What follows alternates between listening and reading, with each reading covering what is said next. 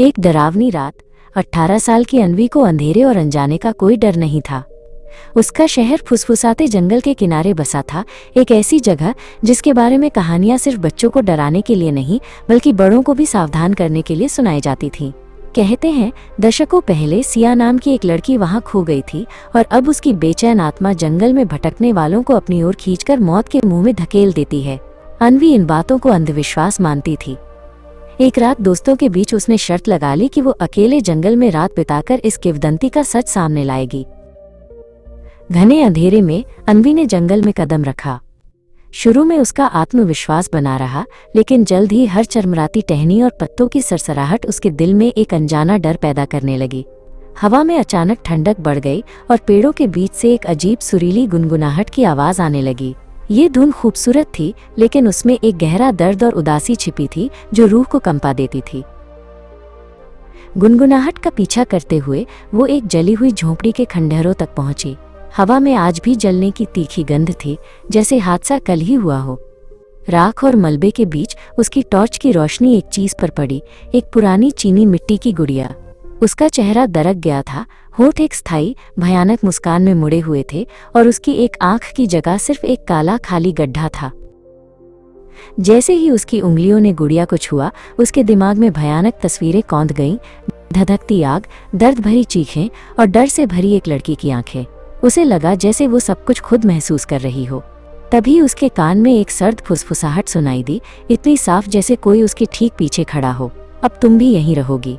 अन्वी ने झटके से पीछे मुड़कर देखा, पर वहां कोई नहीं था। डर के मारे वो भागने लगी, गुड़िया को कसकर पकड़े हुए। लेकिन अब जंगल एक भूल भुलैया बन चुका था। रास्ते गायब हो रहे थे और पेड़ उसे घेरते हुए लग रहे थे। गुनगुनाहट अब एक दर्द भरे विलाप में बदल चुकी थी। तभी पेड़ों के बीच उसे एक सफेद साया दिखाई दिया, एक लड़की की आकृति जो उसे और गहरे में आने का इशारा कर रही थी। अन्वी को लगा कि शायद वही बाहर निकलने का रास्ता है और वो उस साये के पीछे भागने लगी। आकृति उसे एक खुली जगह पर ले आई, जिसके बीच में एक पुराना पत्थर का कुआं था। यहाँ आकर वो साया रुका और अन्वी के सामने एक ठोस रूप में प्रकट हुआ। ये सिया थी, लेकिन अब वो मासूम नहीं लग रही थी। उसकी आंखों में नफरत की आग जल रही थी और उसका चेहरा गुस्से से विकृत था। ये भूखा है। सिया की आवाज में कई और दबी हुई आवाजें थीं। कुएं को हमेशा एक भेंट चाहिए होती है। अन्वी की रीढ़ में डर की एक लहर दौड़ गई। कहानी झूठी थी। सिया सिर्फ एक आत्मा नहीं थी, वो इस कुएं की पहरेदार थी, एक ऐसी प्राचीन बुराई की गुलाम जो यहाँ कैद थी। ये कुआं आत्माओं को निगलता था और सिया का काम था नए शिकार लाना। गुड़िया कुएं में फेंक दो, सिया ने हुक्म दिया।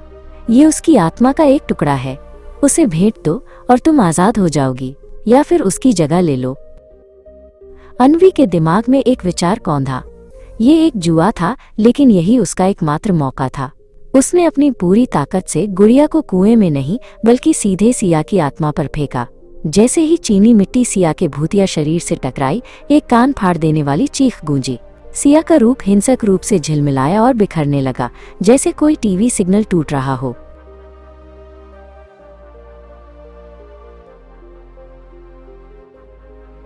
अन्वी ने दूसरा मौका नहीं दिया। जैसे ही सिया का भूत बिखर रहा था, वो मुड़ी और अपनी जिंदगी के लिए भागी। वो बिना देखे, बिना सोचे, सिर्फ पेड़ों और झाड़ियों को चीरती हुई भागती रही। आखिरकार जब उसके फेफड़ों में आग लग रही थी, वो जंगल से बाहर सड़क पर आ गिरी। सुबह की पहली किरणें आसमान में फैल रही थीं। वो आजाद थी।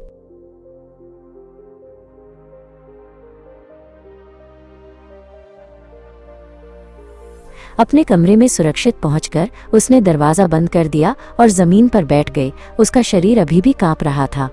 वो शर्त जीत गई थी, लेकिन इसकी कीमत बहुत बड़ी थी।